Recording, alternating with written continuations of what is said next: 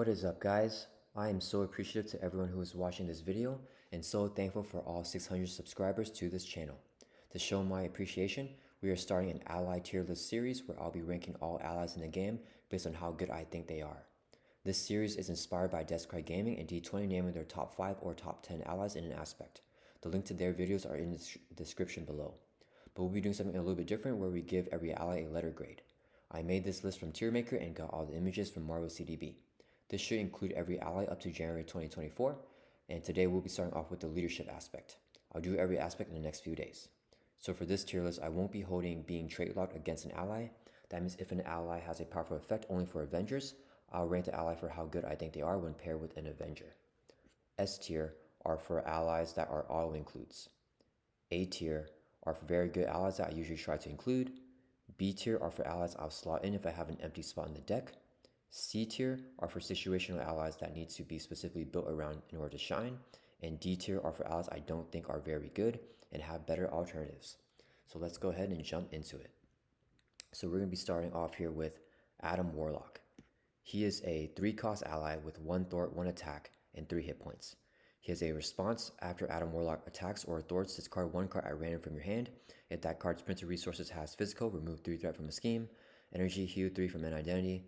Mental, do 3 damage to an enemy. And wild, choose one of the above. So I think Adam Warlock is an extremely underrated and very powerful ally. He's 3 costs, which is a little bit expensive, but his response is well worth it.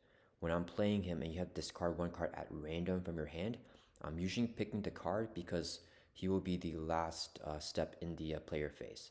So I'll do everything I need to do, then I'll leave 1 remaining card left in my hand so I know exactly what resource type it is.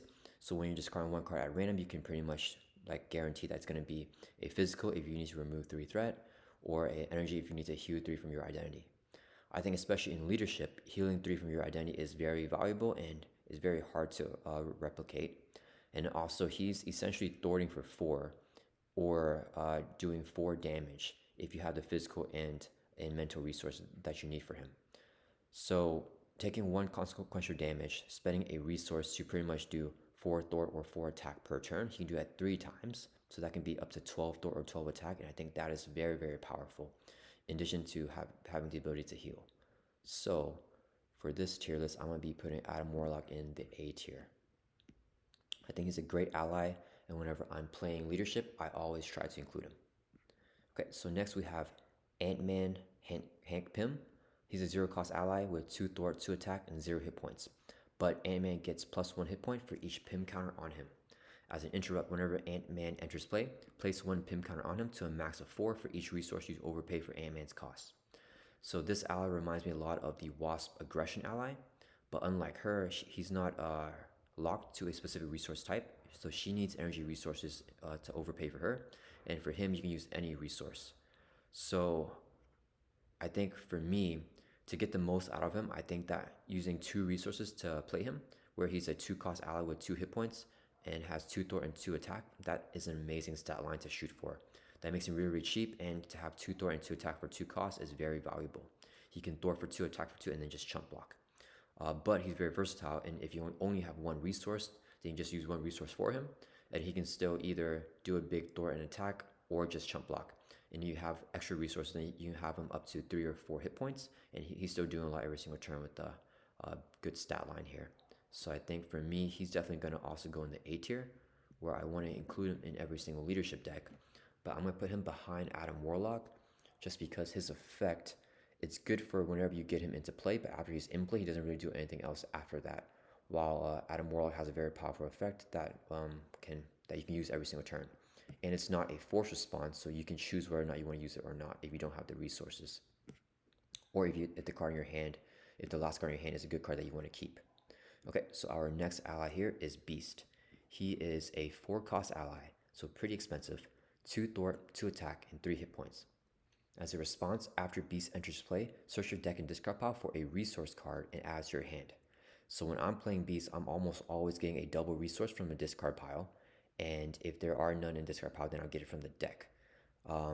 Beast is very similar to Nick Fury. They have the exact same stat line. 4 costs, 2 thwart, 2 attack, and 3 hit points. But unlike Nick Fury, Beast is giving you double resource, and Nick Fury is drawing you 3 cards most of the time. So they're similar, but obviously drawing 3 cards is better. But Beast can stay in play for longer because Nick Fury must be discarded at the end of the round. Beast can thwart for 2 or attack for 2, and next turn activate again, and then chump block or activate again. So he's obviously not as good as Nick Fury because not as versatile, but he's very similar to him. I'm going to also put Beast in the A tier. I'm going to try to include him in every leadership deck that I can because he's a good ally, but I don't think he's as good as Ant-Man Hank Pym because you have to pay that 4 cost up front, while Ant-Man, you could pay 4 costs for him, but you could also just do 2, which gives him more room to be able to be played.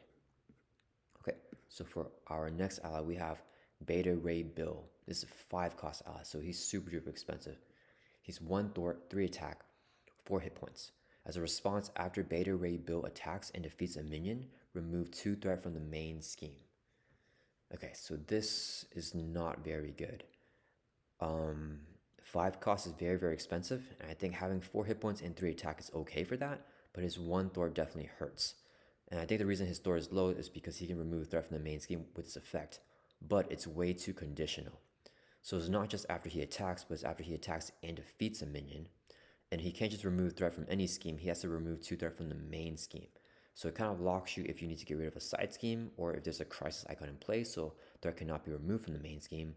And it hurts you if you don't have a minion or if he can't defeat the minion with a final blow. So he is very, very expensive for his effect, and his effect is not even that good. So I think for me, he's gonna go in the, let's see, in the C tier. No, he's gonna go in the D tier here because C tier are for allies that can situationally be good.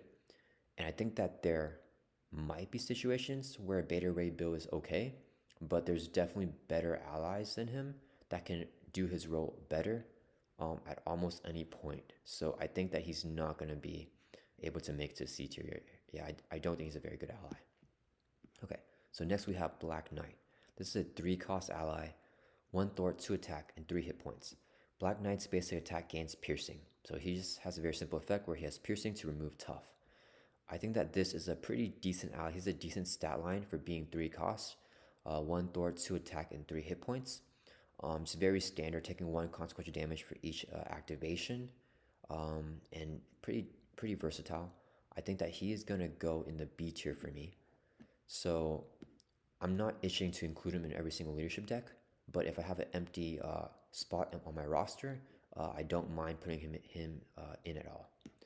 Okay, so next we have Black Panther. This is a 4 cost ally, 2 thwart, 2 attack. And he takes 2 consequential damage for either activation with 4 hit points, so he can only activate twice. You may play the event attached to Black Panther as if it were in your hand. As a response, after Black Panther enters play, choose a leadership event in your discard pile and attach it to him face down. So I think that is a pretty unique effect, and there are definitely situations where it can be very, very powerful, but at the same time, he is a 4 cost card. And his stat line is okay, except taking that double consequential damage kind of hurts him. So he will have specific situations where he can be extremely powerful, but I think that most of the time, he's not going to be able to fulfill just an empty roster spot. I have to specifically build with him in mind. So he's going to go actually in the C tier for me. And don't get me wrong, I think that there are situations where he can be extremely powerful. Like he might be like an A tier ally right here, but if I have an empty roster spot, Black Panther is not who I jump to for just any deck. I really have to focus on the deck for him and make sure that I have good targets, good leadership events to target with him. Yeah, because I think being 4 cost and having this stat line, you really need to get a good leadership event that can help you out in whatever situation that you need. Okay, so next we have Caliban. He is a 3 cost ally with 1 thwart, 2 attack, and 3 hit points. As a response, after Caliban enters play, discard cards from the top of your deck until an X Factor, X Force, or X Men ally is discarded. Add that ally to your hand. So I do not really like his effect at all. He has the same stat line as Black Knight over here. So just your 3 cost ally with 1 thwart, 2 attack, and 3 hit points, which isn't bad. But this response, you have to mill your deck and you have to get another ally. You're already paying 3 costs for him. So I don't think that paying that or playing that other ally is going to be that good, because then you're basically just playing two allies that turn if you can't afford the other ally that comes out. And you're not really just adding a card to your hand because you're also milling cards from your deck. If you're playing Domino, or if you're playing like an archetype that requires milling, like if you're using Digging Deeps or White Fox, then he could be really, really good. But I think in most situations, he's not going to be that good. But this response is not a force response, so you don't have to trigger if you don't want to, which is pretty helpful. So I think most of the time, we can just evaluate him as kind of like a blank text box and having this stat line, which is not that good. He doesn't have that versatility that Black Knight has of piercing. Because a lot of villains do have tough. So I'm going to put him in the C tier, and I'm actually going to put him behind Black Panther, because without any effect, and even with his effect, I don't think he's going to be as good as... He's not an ally that I'm just going to fill in my roster, because I think there's better allies to put in there instead of Caliban, like Black Knight, for example, which has very similar stats to Caliban. Okay, so next we have Captain America. So this is a 6 cost ally, so super duper expensive. 2 Thwart, 2 attack, and 4 hit points. He comes in with toughness, and his effect is reduce the cost to play Captain America by 1 for each Avenger character you control. So he doesn't really have an effect. He's very similar to Hank Pym Ant-Man, where his effect is really just to help get him into play. But after that, he doesn't really have an effect in play. But he does have an amazing stat line, that 2 Thwart, 2 attack, 4 cost. If you play him without any Avengers, he is not very good at all, obviously being at 6 cost. But I played him more than enough times at 2 cost, playing an Avenger character and having the Triskelion out and 3 Avengers allies with the Mighty Avengers. So I think that he's actually not that hard to get out at 2 cost, and especially at 3 cost. And we're going to be assuming that we are playing him in an Avenger deck. So I don't think that he is that bad at all. He's actually going to go in the B tier. So if you're playing an Avenger deck, I think that he is a pretty good include if you have an empty roster in the deck. He has a very strong styling with toughness. He can activate 5 times with that toughness, or take a huge block with toughness and then a huge chump block when he has 1 hit point left.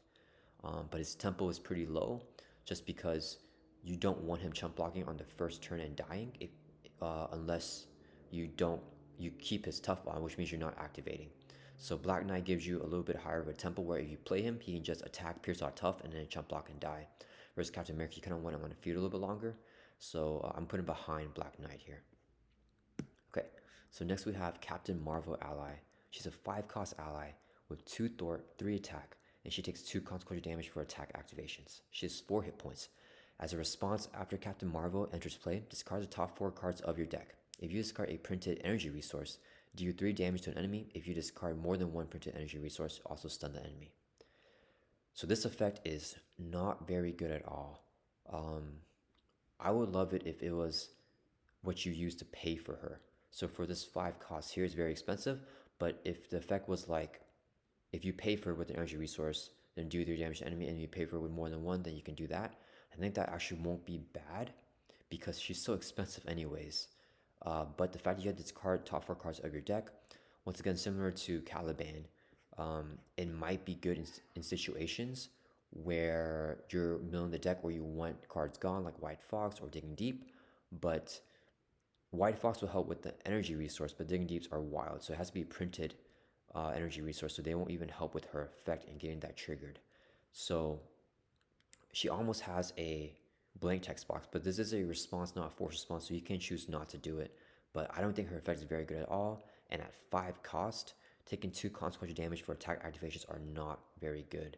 So I am going to put her, she goes in the D tier for me. And I do think she's a little bit better than Beta Ray Bill, because she has a good burst, right? So if you play her and you get that 3 damage off with her effect, she can swing for 3, so that's 6 damage and potentially a stun. So she can do a big burst in 1 turn, but for 5 cost, 6 damage and a stun is not very good, which lands her in the D tier, unfortunately. Okay, so next we have Cloud9. This is a 3 cost ally, 1 Thwart, 1 attack, and 3 hit points. As a hero action, so we can't do this in Alter Ego, exhaust Cloud9, choose a player.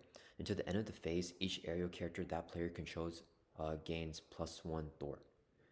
So we're going to be assuming that we're playing her with an aerial deck with the aerial hero. And this effect, because you have to exhaust her, so she doesn't get that 1 Thor because she's exhausted unless you play Get Red or something like that. She's not very good. She is kind of a worser version of the Mighty Avengers, that team card that gives every Avenger +1 Thor +1 attack if all your allies are Avengers, or the Uncanny X-Force, which gives every X-Force ally +1 Thor if all your characters are X-Force characters. But those cards are so much better because they don't take up an ally spot. So they just stay on your field as a team card. They can be exhausted by whatever villain effects exhaust your cards. Versus for her, you must exhaust her to get that effect, and she's taking up a whole slot as an ally. So I do not think Cloud9 is a very good ally. I'm going to put her in the D tier as well. I'm going to put her behind Beta Ray Bill. I just don't really see any situation where, yeah, she's going to be that useful, because you could just play an ally that has like 2 thwart and have that ally perform a thwart activation from the extra thwart that she's giving your other aerial characters. Yeah, and then this stat line with 3 costs, 1 thwart and 1 attack is not very good at all. Having 3 hit points is nice, but yeah, she doesn't really add any tempo or anything like that, and she doesn't even really help you thwart that much because she herself cannot thwart if she exhausts. Okay, so next we have Domino ally. This is a 3-cost ally with 1 thwart, 2 attack, and 3 hit points as a response, so it's not a force response. After you use one of Domino's basic powers, swap a card in your hand with the top card of your deck. So after she attacks or thwarts, we can basically use, it's like Star-Lord's Smooth Talker pretty much, where we can just swap a card from your hand with the top card of your deck. So this would be very powerful with, ironically, the Domino hero. It could be situational, and I think there's situations where it can be very, very good, but it's never going to be a bad thing. And she has a decent stat line with the 1, 2, 3. So she has the same stat line as Black Knight and Caliban. I think she's going to be in between them. I'm not sure if she's going to go in the C tier or the B tier for me. Her effect definitely has a lot more situations where it can be useful compared to Caliban. But how many situations is that? Let's see, if I have a deck and have an empty spot, yeah, I definitely wouldn't mind putting her in. But at the same time, I think that her effect is very situational, and there needs to be a specific situation for her to be good. So I'm actually going to put her here. I think Black Panther actually has higher potential than Domino, so I'm actually going to put him in front of her. Just because these are more situational allies, and I think his potential is a lot higher if you can get the correct leadership event to do like a big burst to defeat the villain or something like that. So I think he's going to be a lot better capped off than her, and I don't think that she's going to be as good as Black Knight just filling in an empty roster spot. Okay, so next we have Falcon, and this is not the Avengers Falcon, this is Joaquin Torres. He's a 4-cost ally with 1 thwart, 2 attack, and 3 hit points. As a hero response, after Falcon attacks or thwarts, spend a energy resource, ready another champion character you control. So he reminds me a lot of Spider-Man Peter Parker, the basic ally. So he can ready up a Web Warrior after he activates, and Falcon can ready up a champion character. They do have some big differences though. So Peter Parker is a 3-cost ally, Falcon's 4-cost. Peter Parker has 2 thwart, 2 attack, Falcon only has 1 thwart, and they both have the same hit points. And the biggest thing is that when Peter Parker activates, he does not need to spend a resource to ready up a Web Warrior. Falcon needs to spend that energy resource every single time, which can be brutal, especially on the first turn when you're paying 4 costs to get him out. Peter Parker does require an energy, mental, and physical resource to play him, and Falcon does not, but I think that I'd rather pay 1 of each type than pay 4 cost for this ally. So even though he's very similar to Peter Parker, who I think is a great ally, I don't think that he's very good at all. He's just super duper expensive. He's going to take up your whole entire turn to get that ready, and every single turn, after you get him already out, if he's attacking for 2 and readying you back up, then he can be good. But the situations where he will be good are not a lot. So he's definitely going to go either in the C tier or the D tier. And let me see. So we're going to be assuming that we're playing champion if we're playing him, but for that many resources to utilize his effect, I mean, the readying is very powerful. But at the same time, yeah, I think he's going to be in a D tier for me. Yeah, I mean, I think there are better things to do than to focus on a deck that utilizes him. And then in the D tier, where's he gonna rank there? I think I would prefer Captain Marvel more than Joaquin Torres here, just because at least she has that big burst. He can help ready you, which is a decent big burst, but if you do that, you're spending as much resources for him as you are for her, because you need that extra energy resource.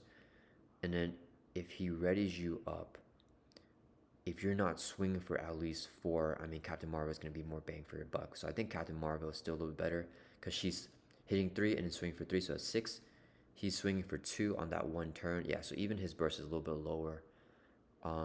He has other situations where he can be good, but I mean, getting him out and doing that big burst might be his best case just because, yeah, I don't think there's a lot of situations where he's going to be good.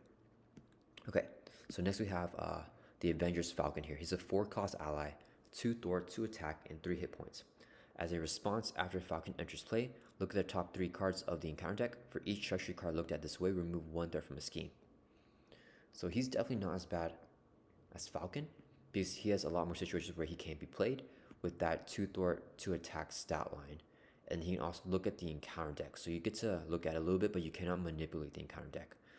So leadership doesn't have that many ways to look at the encounter deck, so it is kind of valuable. 3 cards is not that much, and then it's kind of conditional if you can remove any threat or not. He's gonna go in the C tier for me. I think he's a lot more playable than the other guys, but at the same time, he's not great. And as for where he goes, I think he's gonna go behind Caliban for me, because I would rather just have Caliban's blank stats without this, and in times where this can be good, I think that's the same amount of times where this can be good. So yeah, being 3 costs, 1 thwart, 2 attack is going to be a little bit better to me than Falcon's effect. But if you can get him out, get that 3 threat removed from 3 treasury cards and thwart for 2, I mean, he's throwing for 5. So that's not bad because he can stay in play, but 4 costs for 5 thwart, even for a big bursty thwart turn, isn't the best. Okay, so next we have Phantomex. So Phantomex is a 4-cost ally, 1 thwart, 1 attack, 3 hit points. Response after Phantomex enters play, search your deck and discard pile for EVA and put it into play. So I think, so EVA, I should have had that card here. I think that's a support card that comes in with Phantomex, and it will just automatically enter play whenever you play Phantomex. And EVA, you can exhaust it to either heal 1 damage from Phantomex, do 1 damage to enemy, or remove 1 threat from a scheme. I think that Phantomex, because of that EVA healing him, he is a great Voltron candidate and probably one of the best Voltron candidates. And then also he's versatile, right? Because Phantom or EVA doesn't count as an attack, so it can bypass guard. It doesn't take retaliate, and it doesn't count as a thwart, so it can bypass patrol. So he's pretty versatile with that. And I think if you buff him up, like give him really good stats, he can swing for a lot or thwart for a lot, and then just recover every single turn with EVA. And 3 hit points is pretty beefy for an ally, so I think he's got that going for him. So I think he's gonna go in the B tier for me, and I'm gonna put him above Black Knight. I think he's a pretty good Voltron candidate. Gotta put Black Knight behind him. Okay, yeah, I think that if you can include him, he'll take up an extra spot with EVA, but that's okay because when you draw EVA, you automatically discard it because it can't be in the game without Phantomex. So it's a great way to kind of like mill down your deck, not mill down your deck, but decrease your deck size as well. So I think Phantomex definitely is not bad coming in with EVA. Yeah, he's a very good Voltron candidate. Okay, so next we have Gento. He's a 3-cost ally, 1 thwart, 3 attack, and then he has 3 hit points. Gento takes +1 consequential damage after he attacks the villain. So at worst, he's just swinging for 3 and taking 2 consequential damage. That is not very bad at all. And for minions, he's only taking 1 consequential damage. So for 3 costs, 1 thwart and 3 attack is very, very good. And at 3 hit points, which means he can still attack the villain twice, or attack the villain once in a chump block, which is usually what we're doing anyways. So I think Gentle is actually a pretty good ally with very decent stats. He's gonna go in the B tier for me. I don't think he's as good as Black Knight to have that piercing. And 3 activations. Is he better than Captain America? I don't think so, because Captain America has that toughness as well, and I'm usually never paying more than 3 costs for Captain America. So I think Captain America has him beat, especially when we're gonna be playing him with Avengers, obviously. So yeah, I think Captain America is a little bit better than Gentle, but Gentle is definitely a great slot in the B tier if you have an empty roster in your slot. I do like putting him in. Okay, so next we have Giant Man. This is a 5 cost ally, so very expensive. 2 thwart, 2 attack, and 4 hit points. Giant Man gets +2 attack while he has 3 or more remaining hit points. So he comes in with pretty much 4 attack, which is very good, even for the 5 cost. After he attacks one, he'll take consequential damage. 3 hit points left, so he'll still have 4 attack for another turn. I think he can be very, very good, but you have to really build around him. His burst damage is very, very high, much better than Captain Marvel's, and a lot more consistent. So for me, he's gonna go in the C tier. I'm actually gonna put him above Black Panther. I think that in a correct situation, he can be your cornerstone to a deck, but you have to really cater to him and specifically build around him. Otherwise, that 5 cost really hurts. So he's definitely not someone that I'll just include in any deck, but at the same time, he does have potential to be really good if you build around him. Okay, so next we have Goliath here. This is a 4 cost ally with 2 thwart, 1 attack. He takes 2 consequential damage for attack activations and 4 hit points. Action, Goliath gets +4 attack until the end of the phase. At the end of the phase, discard Goliath. So he is very similar to Giant Man here, where he has very good big burst turn. He can hit for 5, and then you have to discard him. So you could play him, have him thwart for a couple turns, and then do a big attack turn where he gets discarded. If you play him right away just for the attack, he won't be that worth it.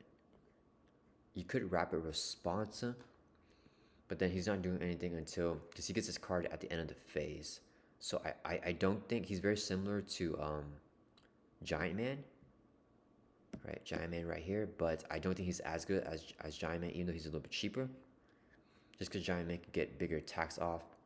Yeah, and they have the same thorn. So I'm going to put Goliath here behind Giant Man. I think getting this card at the end of the phase hurts a little bit more than being able to hit 2 times with that 4 attack.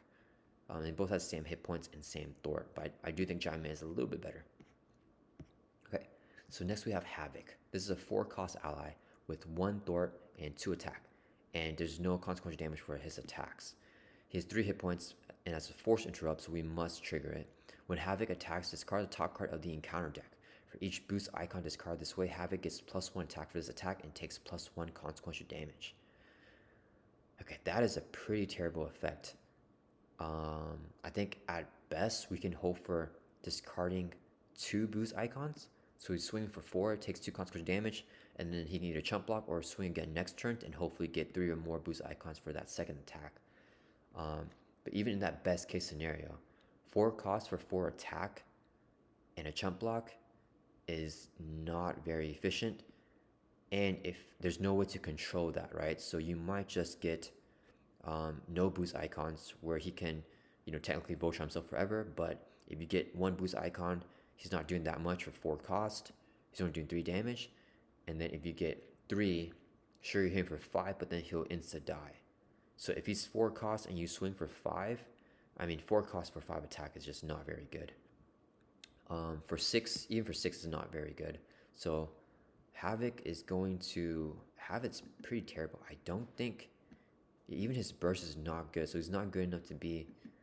I'm going to put him. Is Cloud9 better? Havok. I think for Havok, if you are super duper lucky, then he might be awesome, right? If you can play him, he does four attack on the first turn. He takes 2 consequential damage. He has 1 hit point left, and on the second turn he does 6 attack. You get a boost of 4. I mean, in that super rare, almost unlikely to happen scenario, then he'll be really good. I think just for that potential, we'll put him above Cloud9. But I mean, both these guys are not very good allies at all, and you have to do a lot if you want to build a deck around them and use them. Okay, so next we have Hawkeye. This is Kate Bishop Hawkeye, so not the Clint Barton one that we have right here. She is 2 cost, 1 thwart, 2 attack, and 2 hit points. As an action, you can exhaust this ally and discard 1 card from your hand. Deal X damage to an enemy, where X is equal to number of printed resource on that card. So if you exhaust her, you can discard double resource from your hand and do 2 damage to the enemy. There's no retaliate on that because it's not considered an attack, and it'll bypass guard as well. But usually we want to play our double resources. We don't want to just throw them away for Hawkeye to do 2 damage. And then if you discard a single resource, it just deals 1 damage, which has situations for moving tough and retaliate and stuff like that. Overall, this effect is not very good.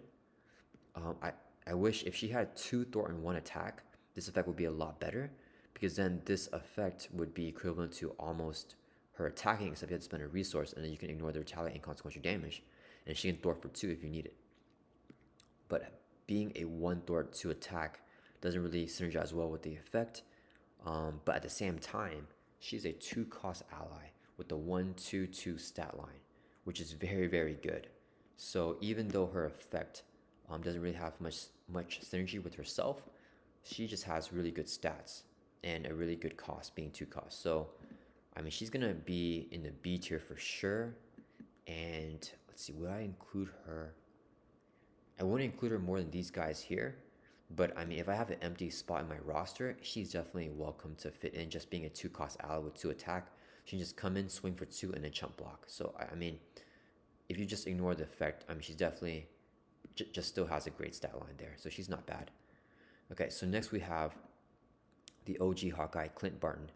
He is a 3 cost ally with 1 thwart, 1 attack, and 3 hit points. Hawkeye enters play with 4 arrow counters on him. As a response, after a minion enters play, remove 1 arrow counter from Hawkeye and do 2 damage to that minion. So he has a very powerful effect here. With 4 arrow counters, he works so well against Ultron, just destroying drone minions left and right. Even against more difficult scenarios with stronger villains like Venom Goblin, he is knocking these villains out, and he can do a lot of damage, like ping off tough off nasty villains that have like retaliate, nasty minions I mean, that have retaliate or something like that. So I think he's a great utility ally. 3 costs with the 1/1 sideline is not that good, but we're not really using him because we don't want him to take that much damage anyways. We just want him to stay in play and defeat minions for us when they come in. So he's going to go in the B tier here. I think I'm itching to put him in more than these guys, just because most scenarios do have minions, and he has a lot of good uses being there. So I think he's a very good ally. I'm not itching to play him, but if there's empty roster spot, he is a great candidate for that. So he's going to go into B tier here, and I think he has more situations where he's going to be useful versus Voltron and ally. Just helping you defend and get rid of minions, it's going to be a lot more helpful than more offensive allies like Black Knight. Okay, so next we have Iron Man. He is a 4 cost ally, 2 thwart, 2 attack, 3 hit points. Reduce the cost to play each upgrade on Iron Man by 1. So Iron Man is the poster child for Voltronic allies. He's pretty expensive, but almost every upgrade for allies are 1 cost, so Iron Man makes them pretty much all 0. So you can buff him up really easily and really quickly. At the same time, he does take consequential damage. So I'm comparing him to Phantom X here. So Phantom X can recover, and recovery might be a little bit difficult for leadership to do for their allies. So it is nice that Iron Man can do that, but I think that the fact that he can be buffed up, they're definitely neck and neck. At the same time, you can buff up Phantom X as well. I think that the recovery is a little bit harder to come by in leadership, so I'm going to put Phantom X actually above Iron Man, just because that recovery that Phantom X has with EVA is a little bit more valuable. But I mean, I think they're neck and neck. I think it can be argued either way. Iron Man's a very good Voltron ally here as well. Okay, so next we have Kalu. He's a 2-cost ally, 1 thwart, 1 attack, and 2 hit points. As a response, after Kalu enters play, search the top 5 cards of your deck for an event. Add that event to your hand, shuffle your deck. So Kalu is amazing. I think he's a very, very good ally. He's going to go in the A tier here for me. And I'm going to put him above Adam Warlock. So he comes in and you can just get an event straight to your hand. At worst, that event is just a resource that you can use to pay for something else and pay back, refund Kalu's costs. And he's already so cheap anyways, being a 2-cost ally. You can just play him, throw for 1 or attack for 1, and then have him chump block next turn. So I think just being a 2-cost ally is already good. In addition to that, he has the same effect as Brother Voodoo, which is a 3-cost ally in protection. So Kalu is a really, really good card. Yeah, I think he's definitely one of the best leadership allies in the game. And if I'm playing leadership, I always try to include him if I can. Okay, so next we have Major Victory. This is another 2-cost ally. 1 thwart, 1 attack, 2 hit points. Interrupt when Major Victory is defeated. Choose a friendly Guardian character and ready that character. So we're going to be assuming that we're playing with a Guardian hero and with Guardian allies if we're using Major Victory. And his effect would be a lot better if it was whenever he enters play instead of when he's defeated. Because then you can control it more. Because this would usually mean that we don't want to chump block with him. Because then we get ready up during the villain phase. Which has its uses, but usually for a big damage turn, we want to use that ready during our own player phase. But he's still a 2-cost ally. 2 hit points, 1 thwart, 1 attack. He has that same stat line as Kalu. So he does have a really good effect as well. I'm going to put him also in the A tier. Yeah, if you're 2-cost and you have a good effect, you're pretty much in the A tier. Yeah, it's not that hard for 2-cost allies. I'm kind of biased for them just because they're so easy to get in play and they can do that chump blocking and activation right away. So I'm going to put him... I don't think he's as good as Ant-Man here. Is he as good as Ant-Man? Let's see. Choose a friendly Guardian character. So he has to be defeated. But that ready is very... So the ready is very valuable. But that he has to be defeated means that the temple isn't going to be as good. You have to kind of wait 1 turn for him in order to do that. And he's not as versatile because he can't chump block or else the effect won't be as useful. So I think because of that, he's going to be behind Ant-Man just because whenever you play him, you need to kind of wait 1 more turn to get that really good use out of him. Yeah, so he's going to go behind Ant-Man. And I put him in front of Beast just because, I mean, he's so cheap, 2-cost. You can play him and just have him chump block, if anything, if you don't want to be able to use his effect. And it's just 2 costs up front versus 4 up front. Okay, so next we have Maria Hill. Maria Hill is a 2-cost ally, 2 thwart, 1 attack, 2 hit points. She comes in a core set. Response after Maria Hill enters play, each player draws 1 card. This is arguably one of the strongest cards in the game. For multiplayer, every player draws a card, so it's even more beneficial. She's a great candidate for call for backup, just giving you extra card draw, and being so cheap, you can play her every single turn whenever you draw her. She refunds her cost. Yeah, and 2 thwart, like, man, make her with 1 thwart, she's already amazing, but they gave her 2 thwart, so she is one of the best odds in the game. And if I'm playing leadership, she is an auto include. The only time I wouldn't is if I'm making a trait lock deck with like Avengers or like whatever, where a shield ally will hurt the deck. But the amount of Avengers deck that I made, even with Mighty Avengers, but I put Maria Hill in despite the fact that every other ally is an Avenger, I do that a lot. And I think even with Guardians, no matter what, Maria Hill, you just put her in. She ruins all of your, Mighty Avengers effects or like Uncanny X-Force, but just having that 2 thwart and that draw, it's almost worth it. And for me, most of the time, it is worth it. So this, even if you're playing her against her trait, she's still the 1 card that I include in there if I'm playing leadership. So Maria Hill is the best leadership ally and one of the best cards in the game. Okay, so next we have Mirage. This is a 3-cost ally with 2 thwart, 1 attack, 2 hit points. As a response, after Mirage enters play, choose an enemy whose scheme is less than Mirage's thwart. Stun that enemy. Okay, so for 3 cost, the 2 thwart's not bad, but having 2 hit points is kind of squishy. to pay 3 for. And her response, so I'm not the biggest fan of stasis if you guys watch my videos. Obviously, stunning is a very powerful effect, but the condition to get it for her is pretty difficult.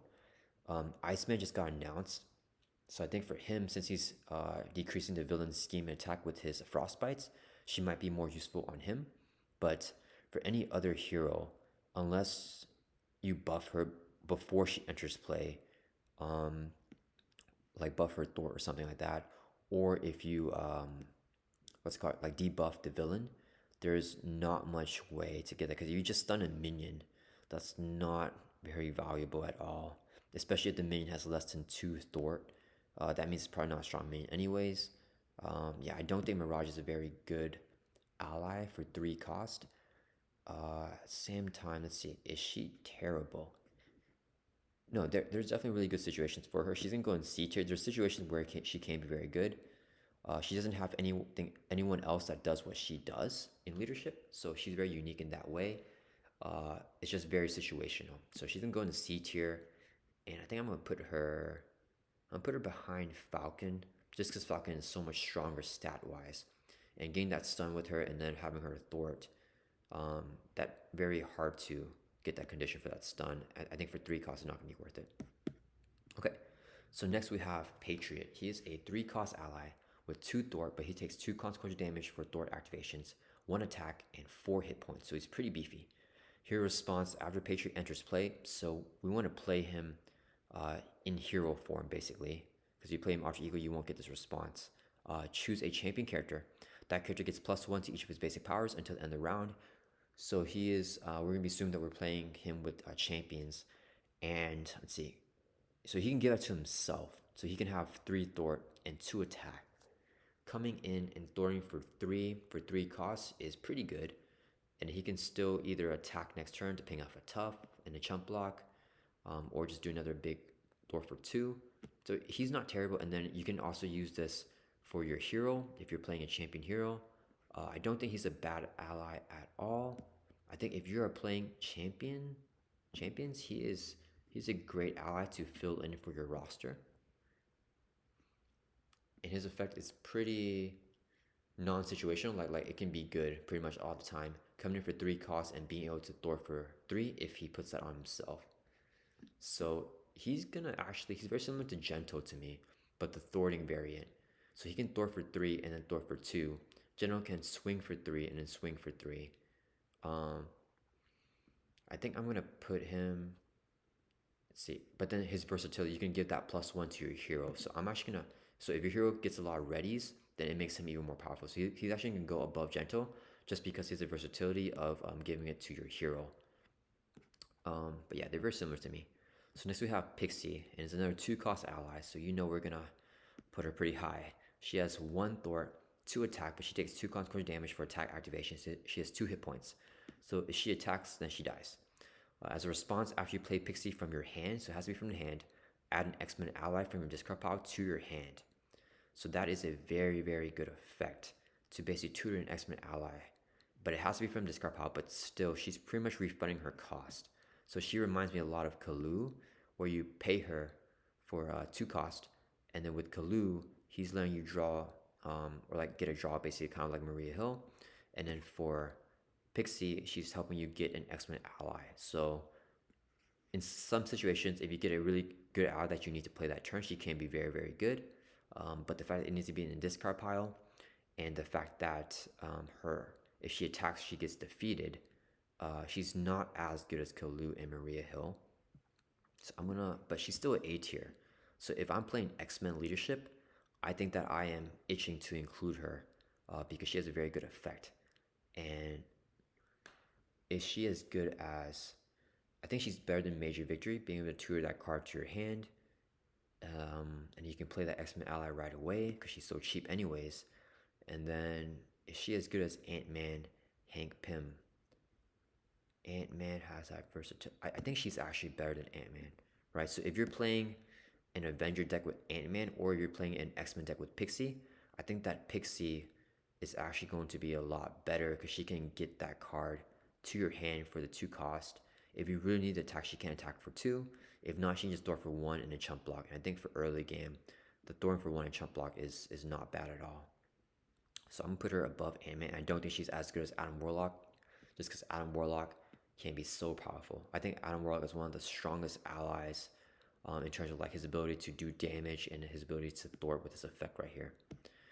Okay, so next we have Power Man. So this is a 3-cost ally, 1 thwart, 0 attack. He takes 2 consequential damage for attack activations, and he's 3 hit points. Power Man enters play with 2 chi counters on him. As an action, discard any number of chi counters from Power Man.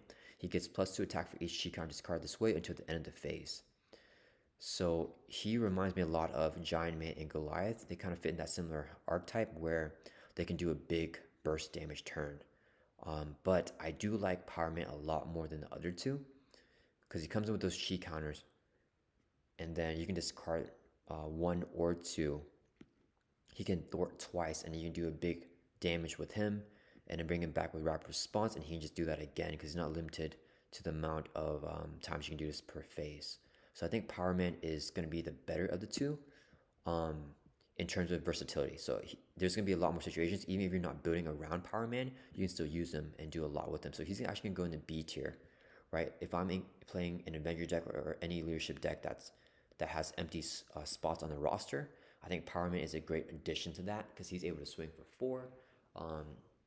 He can swing for 2 twice, or he can thwart a couple of times and then swing for 4. So yeah, or just swing for 4 in a chump block. So I think he's very, very good. I think, let's see, I think I like him even more than Gentle here, just because his tempo is very good.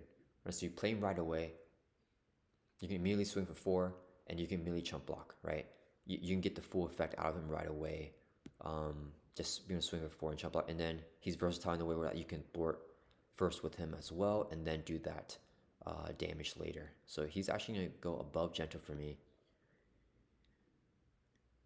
Patriot I think is better because Patriot can add that up. Patriot can get 3 thwart, and it stays in play along with 4 hit points, and Patriot can also give any other champion character +1 to their stats. So I'm going to have Patriot above Power Man. Okay, next we have Ronan. He's a 3-cost ally, 1 thwart, 2 attack, 3 hit points. Ronan gets +1 thwart and +1 attack while an upgrade is attached to them. So Ronan is also a Voltron ally like Phantom X and Iron Man, but I think he is the worser of the 3. So his effect, you get +1 attack and +1 attack while +1 thwart, +1 attack while an upgrade is attached to them. So that means if you get 2 or more upgrades, it's still only going to be 1 thwart and 1 attack. So his effect seems like you want to Voltron him, but he's kind of like half foot in with the Voltron. And I don't think Voltron's going to be very good if you're just not fully committing, right? If you're playing Iron Man or Phantom X, you are fully committed to Voltron, and they can be very, very powerful, which puts them in the B tier. But Ronan, you don't, his potential is very, very low if you all in on him. And yeah, being 3 cost with 1 attack or 2 attack, 1 thwart, and 3 hit points is a pretty good stat line. That might land him in the B tier, but at the same time, his effect, I think his effect is almost just a blank effect for me. So he's gonna go with Caliban and Domino. I think he's actually gonna go behind Caliban for me. Yeah, and in front of Falcon, because he's still not terrible, right? He has a good stat line, but his effect kind of wants you to Voltron, but doesn't reward you for Voltron all the way. It only rewards you if you give him 1 upgrade, and the more upgrades that you put on him, the more diminishing value that you get out of him. Yeah, so he's gonna go actually behind Caliban for me. They all have similar stats, but I think that he's just not as good as the other 2, especially because there's better Voltron candidates with Iron Man and Phantom X. Okay, so next we have Squirrel Girl. She's a 2-cost ally, 1 thwart, 1 attack, 2 hit points. As a response, after Squirrel Girl enters play, deal 1 damage to each enemy. So I love Squirrel Girl. I think Squirrel Girl is a really, really good ally. 2 cost. If you play her against Ultron, she just defeats every minion, every drone minion She can knock off everyone's tough, and then she can just still swing or attack for, or I mean, swing for one or thwart for one, and then take a chump block. So she's a great, super versatile ally that can fit in every single deck. She's minimum B tier for me. No, she doesn't go in A tier because I'm not itching to put her in, right? Like, I think Beast, Major Victory, Ant-Man, I really want to put in my leadership decks because they're very, very good. Squirrel Girl is a great fill-in for an empty roster. Like, she's fine if I have the empty spot, but at the same time, she's not like, I really want to put her in a deck. Okay, so next we have Stinger. This is a 1-cost ally, 1 thwart, 1 attack, 2 hit points. Play only if your identity has the Avenger trait. Stinger does not count towards your ally limit. So he's a very unique ally that he doesn't count towards your ally limit. And he's only 1 cost, so he's the cheapest ally here. Well, he can be the same as Hank Pym. I'm going to put Stinger in B tier. Behind Squirrel Girl. Being so cheap is good. He can still activate for 1 on the thwart or attack. But he's kind of a worser version of Ant-Man, right? Because Ant-Man, you can pay him for 1 cost. And then with him with 1 cost, he dies after thwart or attack. Stinger can actually still activate and take a chump block. So actually, he's not that much worse than Ant-Man. But at the same time, when I'm playing leadership, I'm usually including the power of leadership, which is double resource when paying for leadership cards. So I can usually get out Squirrel Girl, Kalu, or Maria Hill with just 1 card. So Stinger won't really take effect with that, but at the same time, being a 1-cost card is very, very good.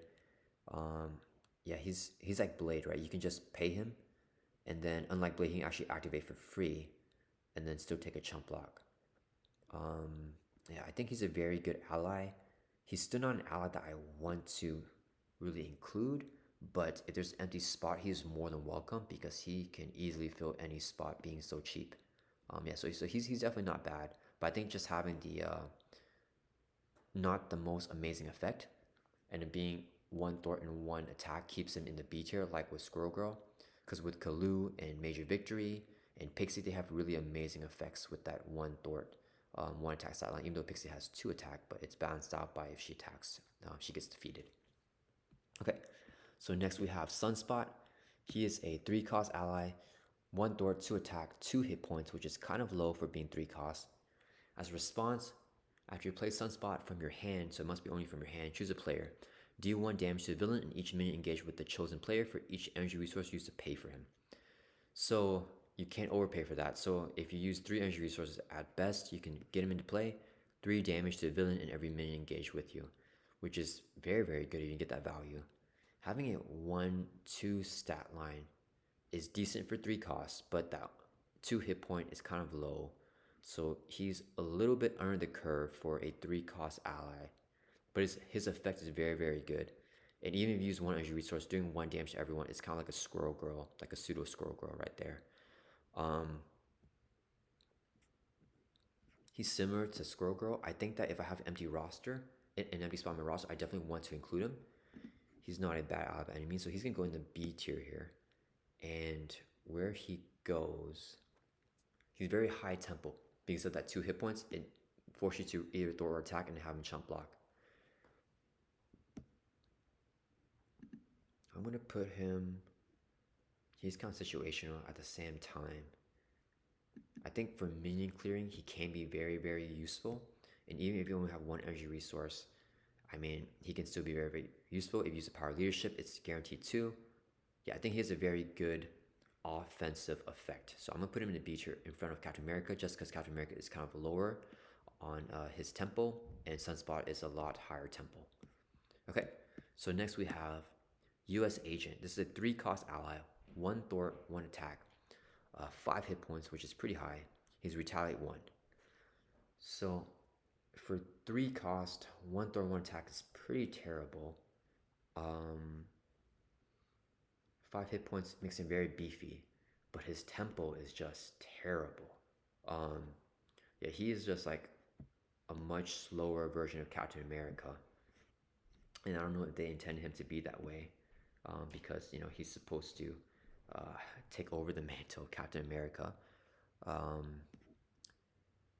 don't think he's a very good ally at all. He, let's see, are there situations where he is good? Or do I want to fill, yeah, even if I have an empty spot, like for B tier allies, I don't really want to put US agent in just because he's so slow. Like there's not going to be much situations where I'm using that retaliate, and he really just makes my turn slow if I pay him for 3 costs, just having 1 throw and 1 attack. So he's definitely going to C tier. Where he goes, I think all of these allies here have higher potential than him. Yeah, he's gonna go actually behind Mirage here, because Mirage can at least thwart for 2. If you pay her for 3, and even if you don't get her effect, for him he's just coming in, doing this. If he retaliates, I want him to block for me. If he blocks for me, he's probably gonna die, because the villain's gonna do so much. Unless he blocks for minions, but yeah, I mean I don't think he's very good at all. But at the same time, he's not like absolutely terrible. He still has an effect. I mean, he doesn't really have an effect, but it's really the 5 hit points where, like, if for whatever reason I'm not under a lot of pressure from the villain, he can just attack like 5 times or thwart 5 times, which is pretty decent for 3 cost. So next we have Vision here. He is a 4 cost ally, 1 thwart, 2 attack, 3 hit points. Action, spend an energy resource, choose thwart or attack until the end of the phase. Vision gets +2 to chosen power limit once per round. So Vision is also that same archetype of Goliath and Giant Man and Power Man that we have over here, where he can buff up his stats and just swing for a lot. I actually like Vision more than the other variants, because you have to spend an energy resource. You can choose thwart or attack, so that's a lot more versatility. He can get up to 3 thwart or up to 4 attack, so he can help you do some thwarting if that's what you're having problems with in that specific turn. He's 4 cost, so he's more expensive than Power Man, but that versatility, and he can last for a lot longer. To me, he's very, very close to Power Man. I'm not sure who I have more.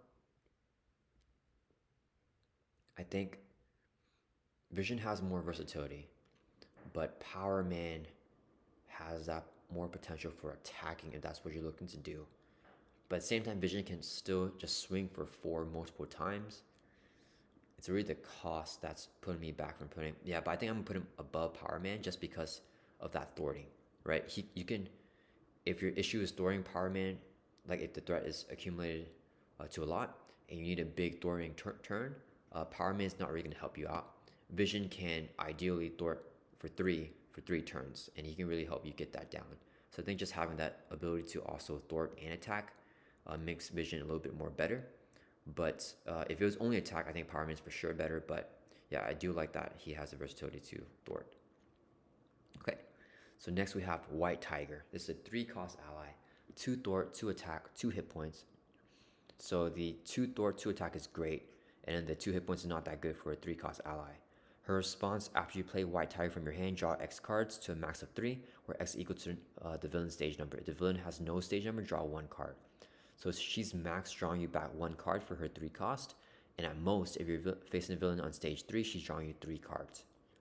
So yeah, she's a very, very good ally. White Tiger is definitely going to go in the S tier here for me, and I'm going to put her behind Maria Hill, just because most of the time, when I'm playing her, I'm usually playing Expert, and I'm getting 2 card draw out of her from the stage 2 villain, and you have to pay 3 up front to get the 2 cards back. Maria Hill is only 2 costs up front to get the 2 cards back, and usually I'm having them do their thwarting. So that extra cost for the same hit points, and the only benefit really being that extra attack, I think is not as good as Maria Hill. But obviously, if you have White Tiger and you're drawing 3 with her, then she is better than Maria Hill in solo. But for multiplayer, Maria Hill is still going to be better. And I think that there's just more situations where Maria Hill is better even in solo. But White Tiger is definitely in that same class. Yeah, White Tiger, Maria Hill, and Kalu are all great allies that add cards to your hand. And I think that just being able to draw anything you want with Maria Hill and White Tiger are going to be a little bit better than Kalu. Because with Kalu's effect, if you don't get an event with the top 5 cards of your deck, then you don't add anything to your hand. which will kind of suck. But yeah, just having the straight up draw, I think it's going to be better most of the time, even though if you want that specific event, then Kalu will be better. So I think Kalu is pretty close to them, but I do like these two cards a lot more. Okay, so next we have Wonder Man. He's a 2-cost ally, 1 thwart, 3 attack. So that's really high attack for 2 costs and 3 hit points. As an additional cost for Wonder Man to attack, you must discard 1 card from your hand.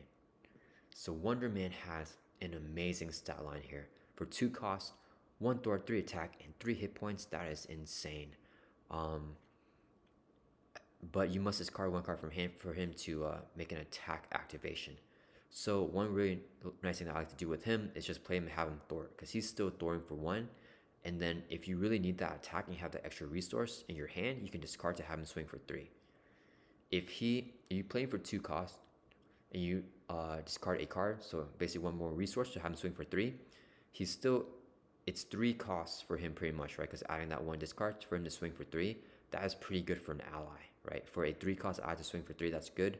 If you have him attack a lot, then you're getting some diminishing return for him. But if you just have him attack once, he is like way worth that value. And a lot of times I'm just having him thwart anyways for 2 costs. That's very, very good with the 3 hit points. So Wonder Man's actually gonna, I think he's gonna go in the A tier for me. Yeah, I'm a huge fan of Wonder Man. Yeah, he's a very good stat line. I'll always try to include him in any leadership deck that I'm playing, just because he fills out that 2 costs very, very well by having 3 hit points, being able to thwart, and then if we attack, then we have to discard a card, but we don't have to attack. Yeah, so he's gonna go here.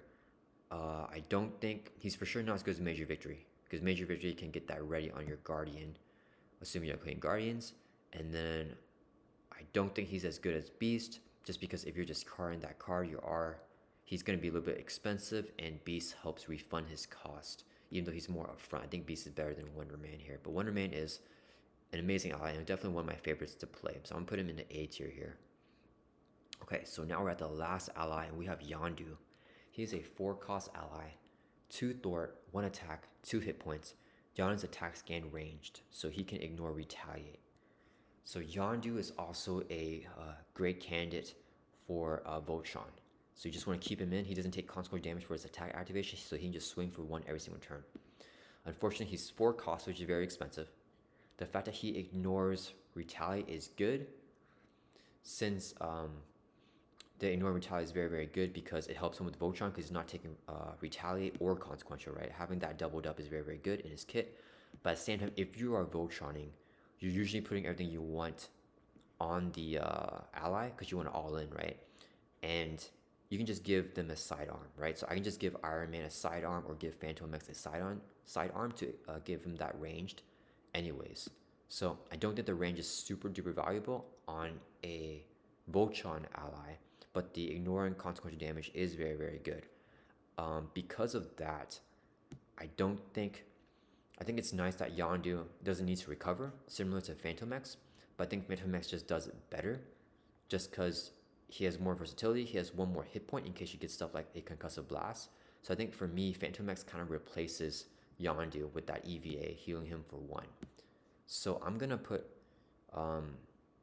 Yondu is definitely behind Phantom X and Iron Man, but I think since Phantom X takes his role, will Yondu? So I'm assuming that we're using Yondu for Guardians, right? And Phantom X for X-Force. But we're going to assume, like, if you switch their traits, like, how would you do with that? And if we did switch their traits, I don't think I would ever use Yondu above Phantom X. Like, if Phantom X had the same trait as Yondu and Yondu has the same trait as Phantom X, I can't see myself using Yondu. So but at the same time, if it wasn't Phantom X, Yondu would definitely be in the B tier. So I'm considering actually dropping him way down. Let's see. No, he's not bad. Even though Phantom X kind of does it better, Yondu can help you out for a little bit until you get the retaliate. So I'm actually gonna leave him right here. Yeah, he's definitely not a bad Voltron candidate. No, I cannot, because when I'm looking at the allies I have behind him, I cannot justify putting Yondu in above Black Knight. I mean, he can Voltron better, but I mean, he's so squishy with 2 hit points. Yeah, I'm gonna drop Yondu down to the C tier, and I put him first on a C tier, just because for this tier, there are allies that just do things better, right? So Phantom Menace just does what Yondu does better, in my opinion. So yeah, I think that Yondu has to go in the C tier here. Yeah, so this is my tier list for leadership allies. So we have 2 in the S tier. We have 7 in the A tier. We have most of our allies in the B tier here, which makes sense. And we have some in the C tier and some in the D tier. So yeah, I hope you guys enjoyed this video. Please let me know what you think, if you guys agree or disagree with anything on my list. Also, let me know what leadership allies you guys think are the best, and let me know what aspect you want me to do next. Hope you guys enjoyed this video, and thank you so much again for 600 subscribers.